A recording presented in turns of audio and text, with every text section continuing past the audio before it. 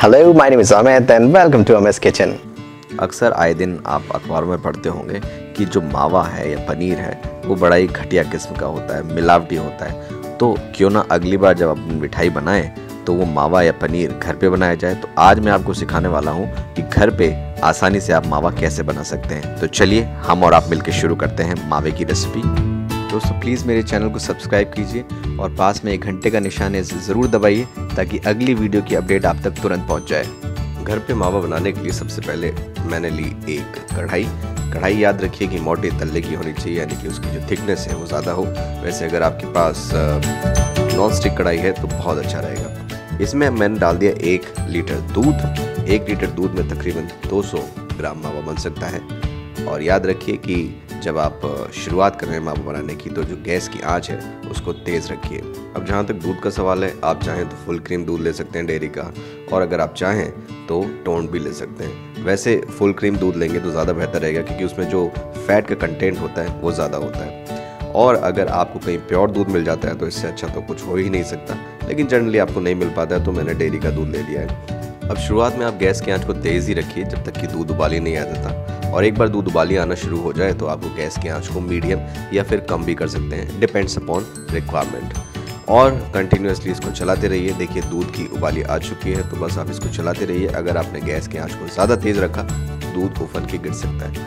अब non stick कढ़ाई अगर आपने ली है तो ये किनारों पे कम लगेगा, लेकिन एक बात आप ज़रूर ध्यान रखिए कि जो आपकी कढ़ाई है उसका तल्ला है वो मोटा होना चाहिए। कि अगर आपने पतली कढ़ाई ले ली तो ये बहुत ज़्यादा तेज़ी से उफान लेगा और नीचे गिरने का खतरा बना रहेगा। अब आप लगातार इसको चलाते रहिए, कंटिन्यूस इसको चलाते रहना पड़ेगा। थोड़ी थोड़ी देर में आपको चलाते रहना पड़ेगा। लेकिन आपकी क्योंकि नॉन स्टिक कढ़ाई अगर आपने ली है तो आपको इतने परेशान होने की ज़रूरत नहीं है, ये साइडों में नहीं लगेगा। लेकिन अगर आपकी नॉन स्टिक कढ़ाई नहीं है तो आपको थोड़ा ज़्यादा ध्यान रखना पड़ेगा, थोड़ा ज़्यादा चलाना पड़ेगा बीच बीच में, क्योंकि अक्सर जैसे ही दूध उफनता जाएगा, गाढ़ा होता चला जाएगा, वैसे ये साइडों में लगना ज़्यादा शुरू हो जाएगा। तो बस आपको इसको चलाते रहना है और अपने स्टेपुला की मदद से आप इसको साइडों से छुड़ाते रहिए।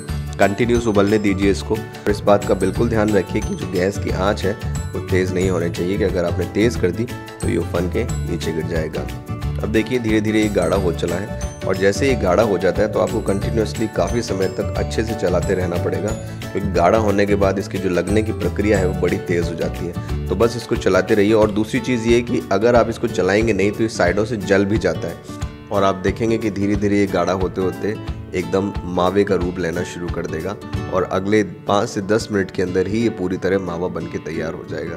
तो बस इसको चलाते रहिए जब तक कि ये मावे का पूरी तरह स्वरूप ना ले ले। वैसे दोस्तों मैं आपको बता दूं कि 1 लीटर दूध का मावा बनाने के लिए तकरीबन 50 मिनट से लेकर 1 घंटे तक का समय लगता है। अब जैसा कि आप स्क्रीन पे देख रहे हैं गाढ़ा होना एकदम शुरू हो चुका है, तो इस समय आपको थोड़ा ज़्यादा कॉन्शियस रहना पड़ेगा और लगातार इसको चलाते रहना पड़ेगा।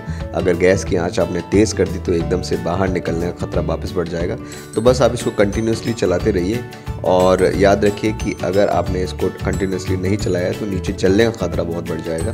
तो बस आप चलाते रहिए, और धीरे धीरे आप देख रहे हैं कि गाढ़ा और बहुत गाढ़ा होता चला जा रहा है और एकदम सॉलिड फॉर्म लेना शुरू कर दिया है। तो बस इस स्टेज पे आने के बाद तकरीबन 8 से 10 मिनट के अंदर ये पूरी तरह मावा बन के तैयार हो जाएगा। जैसा कि आप स्क्रीन पे देख रहे हैं अब ये पूरी तरह मावे में ट्रांसफॉर्म होना शुरू हो गया है, और एक बार ये पूरा सॉलिड फॉर्म ले ले तो बस आपका मावा बन के एकदम तैयार है। आज की रेसिपी आपको डेफिनेटली पसंद आई होगी। तो अगली बार जब भी आप फेस्टिव सीज़न में मिठाई बनाना चाहेंगे तो घर के बने हुए शुद्ध मावे से ही अपनी मिठाइयाँ बनाएंगे। तो आप सभी को फेस्टिव सीज़न की बहुत बहुत शुभकामनाएं, and I wish you a great day and best of luck. Take care, bye bye.